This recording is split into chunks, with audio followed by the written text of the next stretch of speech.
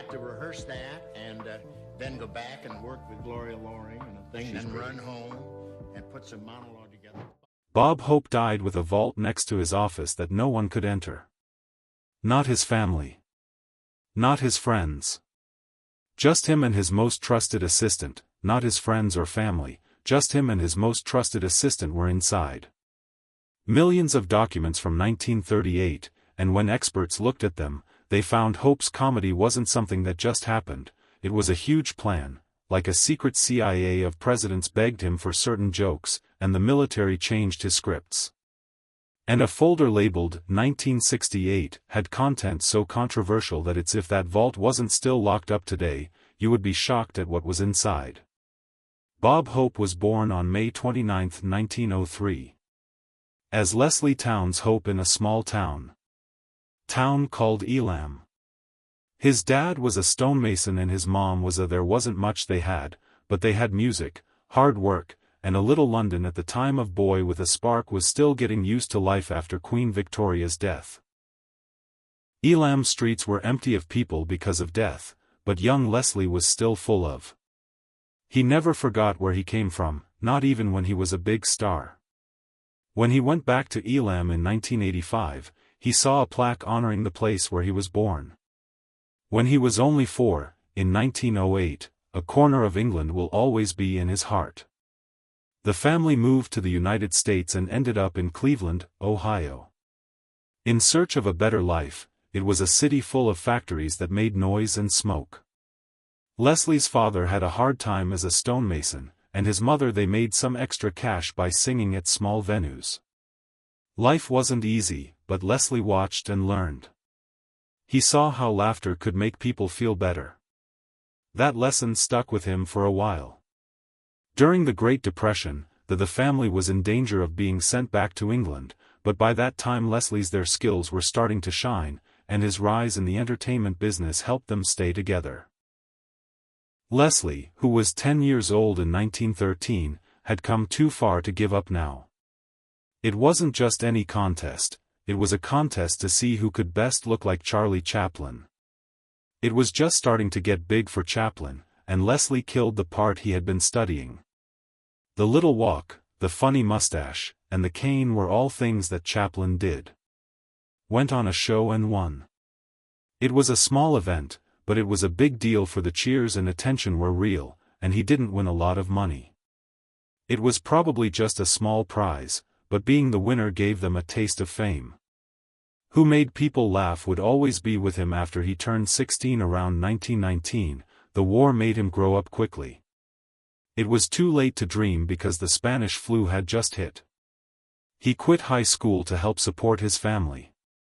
He worked as a soda counter worker, sold newspapers, and sold shoes. Did everything he could to help.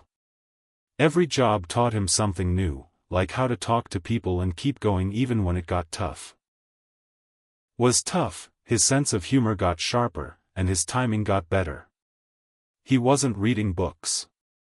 Not school, but he was learning more than ever.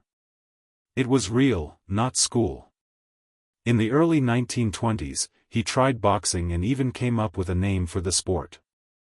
Ring Patchy East, it sounds hard, and he was. He fought 4 times and won 3 of them. That's pretty good for someone who would later joke about war presidents and Hollywood stars. But boxing wasn't for him because he got knocked out in one fight. Instead of not upset or angry, he laughed it off and joked that the punch made him. He went straight to dance school after that. Bob Hope didn't start. He was well known in the early 1920s as one half of a vaudeville pair. Was called Two Diamonds in the Rough. George Byrne was his partner, and they did an act together. Was a mix of comedy and dance. The name pretty much said it all, they were rough edges. Hope wasn't yet the smooth, quick-talking comedian the world would know him to be, he was still a dancer grinding. It wasn't easy to do vaudeville in small towns for low pay and tough crowds. You had to quickly win people over or get booed off the stage. Able to think quickly, change his act on the spot, and read the crowd like a book. That's where he learned to trust his instincts. On the road, under pressure, with no safety net. Years later, he would some say this is where the Real Bob Hope was born. By 1927, Hope had made it to a little bit of Broadway, gave him a small part in a show called The Sidewalks of New York. Even though no one saw him, he didn't care. The next thing he knew, he was on a real New York stage. That same year, he got another small part in Upsoddy. It wasn't big fame, but it was progress. He tried his luck in Hollywood and did a screen test for a big movie. The executives said his voice was too high and his face was too red. Didn't work for the screen, which broke his heart. That kind of rejection could have ended. He gave up on everything, but Hope didn't. He went back to theater determined to get better. Now, after all these years, it's hard to believe that Hollywood turned him down when he was young. Wasn't ready, and he knew it. Things changed when Hope landed in 1933. The part of Huckleberry Haynes in the Broadway musical Roberta. It was a big break for her. The show took place in the stylish world of Paris fashion, and Hope played a witty conductor. His timing was spot on, and his jokes made people laugh out loud. The show went on for over. It brought him fame and caught the attention of Hollywood after 250 performances. With this part, Hope showed what she could do when she had the right material. He was not only funny, but also very likable. His songs were big hits, and the reviews were Bob Hope went from being an underdog to a rising star all of a sudden. Not every big moment in his life was planned. One night in Newcastle, Indiana, Hope had to make announcements between acts in a small show. He got bored and began making fun of the announcements. He told his own jokes in a fake serious voice, and people loved it. Turned into a monologue style that would define his career. Hope started to write these. Alex spoke quickly and smartly, making people feel like he was talking directly to them. For them, this spur-of-the-moment moment led that voice half in a whole new direction. He was known for being an insider and a clown for the next 50 years, but behind them makes fun of the fact that his personal life was a mess. On January 25, 1933. Hope got married. He was 29 years old and she was 21 years old. They got married. They got married in spooky Pennsylvania, but things quickly went bad by November 1934. During that time, something shady took place. Hope met a nightclub singer, Dolores Reed, during Roberta's run. They hit it off too quickly, he said. Started seeing her while she was still married to Trassel. Hope later said he married her. His birthday is February 14, 1934, but the dates don't match up. At the time, he was still legally married to Grace, so if he married Dolores, he was still married to Grace. Bigamy: there isn't a marriage certificate in Erie, there is only one for later. Grace the rest mystery. Hope's team would try to play down the Troxel. They said their marriage didn't count, but the records show that by 1935, it did. Things were changing again. Hope got his first regular radio job on NBC's The You'll Feel It Again. Wasn't a big hit, but it did put him on the map in 1938. The Pepsi Show with Bob Hope was a big hit for him. It aired every Tuesday. At 10 p.m., it became a huge hit, and Hope became a radio star.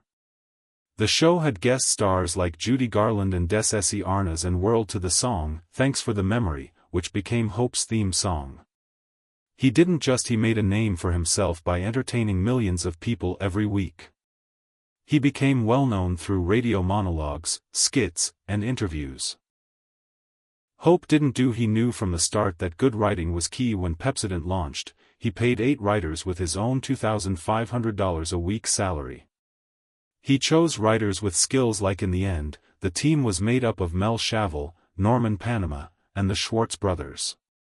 Grew to 15 writers, and each joke had to be short, no more than 2 lines and a half. There's a famous story that on payday, because Hulk moved so quickly, with a strong cast around him, he'd fold the writers' checks into paper airplanes and throw them to their desks. By the early 1980s, The Pepsi Show was the most listened to radio show in the United States. 1940s, it reached more than 30 million listeners every week. Jerry Kana with his She became a fan favorite with her crazy mustache and crazy antics. The actress who played Vera Vague added her own style to the show, which stuck to a simple structure. A monologue, a few sketches, some celebrity guests, and then a goodbye skit. It all came together. When he was with other people, the chemistry was electric, and they laughed all the time. Hope was great on the show, which helped define the golden age of radio. And changed the way comedy was shown on TV. Bob Hope's first big moment in 1938, he got his big break in Hollywood with the movie The Big Broadcast of 1938. It was a fancy musical comedy that cost more than $1 million to make. He was huge back then, and he played Buzz Fielding, a man with 3 ex-wives. And a girlfriend right now, but a song Thanks made this movie stand out. For the memory sung with Shirley Ross became a classic right away the first time around. It should have said, that weekend at Niagara where we never saw the falls, but because the censors thought it was too obscene, it was toned down so that we could barely see the falls. The song's writer, Leo Robin, didn't like the change, but it still won the Oscar for Best Song. Unique song, but more importantly, it became Hope's signature song, and he ended almost during his career. He sang this song at every show, and the words were often changed to fit the mood of the moment. Matched Hope's romantic and funny screen persona and gave viewers a 2 years later, in 1940, Road to When Singapore came out. It was the first of the famous road movies that Hope with Bing Crosby and Dorothy Lamour. The movie was first meant for Fred MacMurray, Jack O'Kay, and even George Clooney all turned it down. Burns and Gracie Allen turned it down, and Paramount took a chance by putting Hope and Crosby together. It paid off. The story was about 2 carefree playboys who run away, go to a made-up island called Kagon and meet a woman from there, played by Lamour. What made the movie stand out was how funny it was all the time. They would make up lines on the spot and even talk to the crowd, which wasn't common at the time. They had a great rapport with each other. Was electric when Road to Singapore came out on March 13, 1940. This first movie was a huge hit and made $17 million, making it the 17th highest-grossing movie of the year. The movie Hope came in third, after Lore, but Crosby always came in first after that. People loved the three of them so much that the road from 1938 to 1972, movies kept coming out, and Bob Hope was in many of them. He was in 54 movies in theaters, which is more than one movie a year for more than 30 years, from 1941 to 1953. His movies, which mixed comedy, romance, and music, were always big hits at the American box office.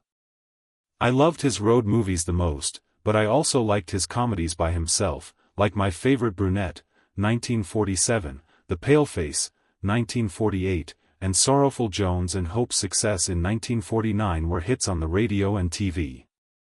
18 times as host of the Academy Awards, which kept him in the public eye. Still a record from 1939 to 1977. Hope was famous, but he was never nominated for an Oscar.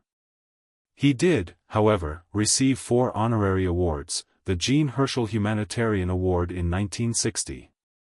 His last movie was Cancel My Reservation in 1972, which didn't do well, but by that time he was already famous in Hollywood history. Was already safe behind the curtain, but Arthur had a darker side. Marx's biography of Bob Hope, The Secret Life of Bob Hope, which came out in 1993.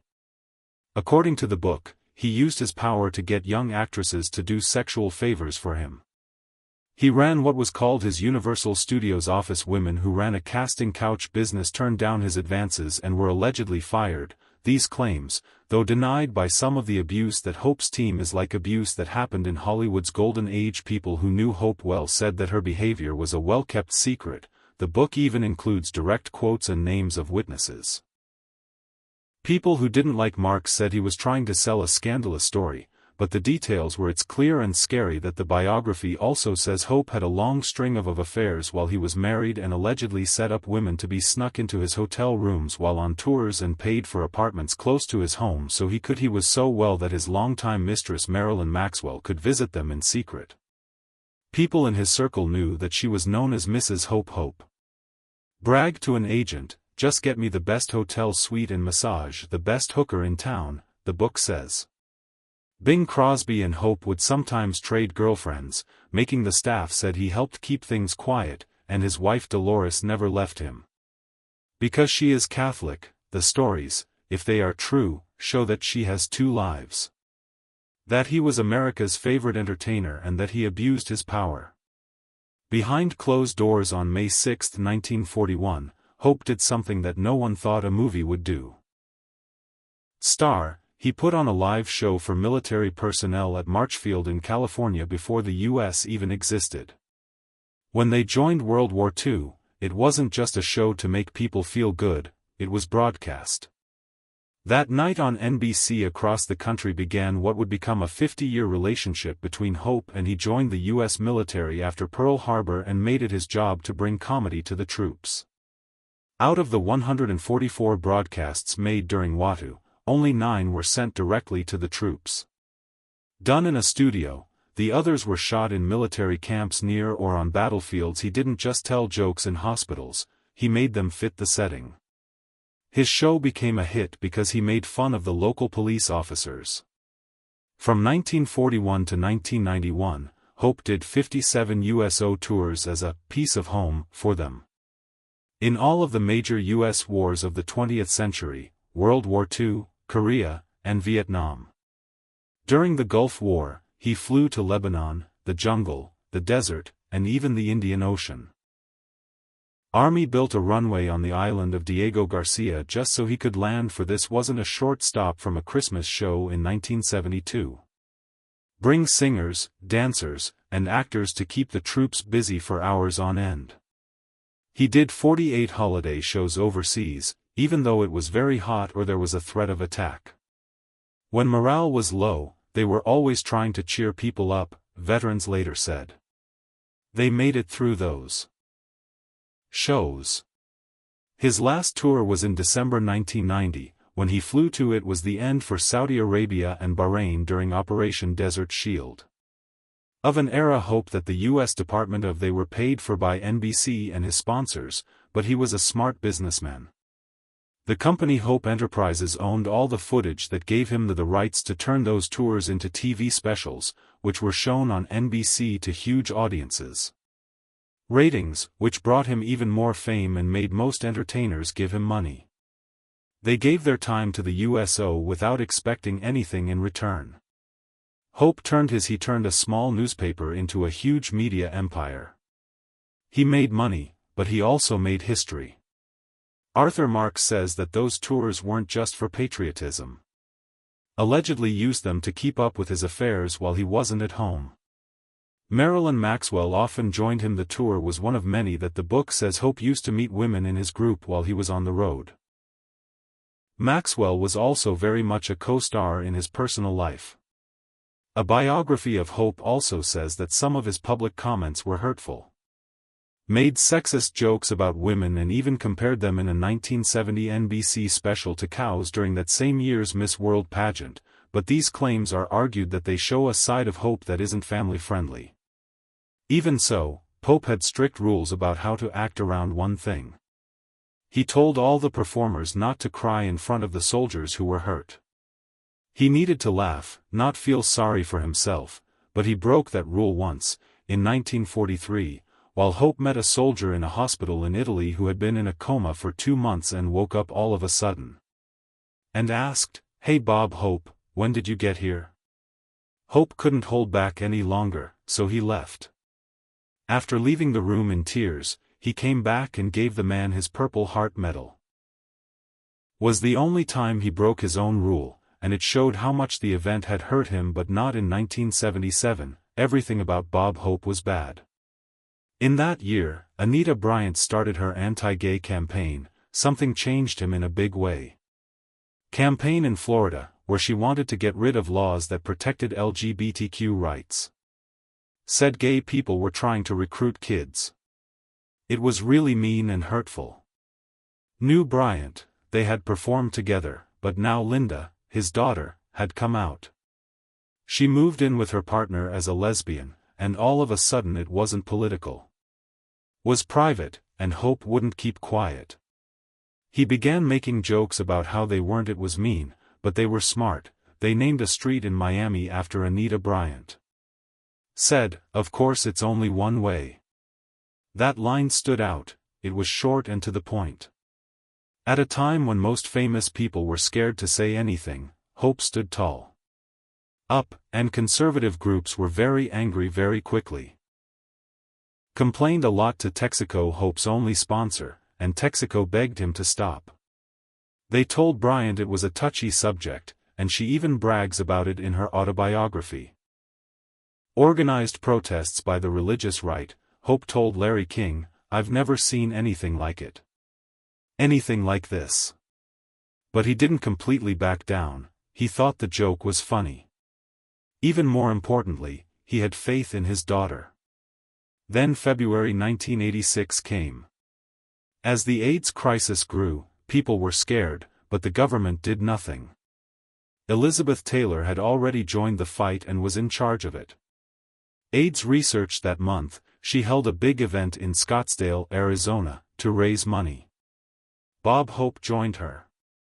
The event raised $800,000, which was a huge amount at the time. Arab horses and famous people like George Hamilton were auctioned off.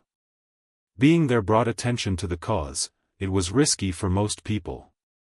People didn't go to AIDS events, but Hope did. He made people laugh. He helped change the way people talked, but a few months later he made one of the worst mistakes of his career on July 4, 1986, at a fancy Statue of Liberty celebration. Hope was on a yacht performing for a room full of high rollers who paid $1,000 a plate. The joke is that the Statue of Liberty has AIDS, but no one knows where she got it. The Hudson or the Staten Island ferry, the room went silent. People were shocked, groaned, and laughed. The press didn't hold back. They said the joke was rude, hurtful, and immoral. Hope had gone too far. He later said sorry, but it was too late. Remark became a sign of ignorance at a time when people really needed compassion.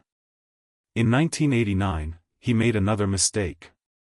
He used the phrase, "It was a careless moment but glad," on TV. They were very angry and wanted Hope to say sorry. This time, he didn't just say sorry. Filmed an ad for public service telling people to stop on his own dime. It was honest to use hate speech, and it mattered at a time when most stars would have stayed quiet or fought back, but Hope admitted he was wrong. "We can't even get progressive artists to do that," Glad said in shock. It showed that Hope was still willing to work with him despite his flaws. That growth didn't save his movie career, even though his last movie as a lead was a hit. When Cancel My Reservation came out in 1972, it was a huge failure. Critics hated it. People didn't go because the plot was a mess. It was part Western, part comedy, and part it was a murder mystery based on a book by Louis L'Amour, but it was really just the premiere at Radio City Music Hall. Should have been a big deal, but an orchestra strike kept it from happening. There were no rockets, just the movie, and only 300 people in the largest theater. Hope was almost 70 years old, and his jokes and cameos by John Wayne seemed old. Johnny Carson Bing Crosby was desperate and knew it was time, but not because of review.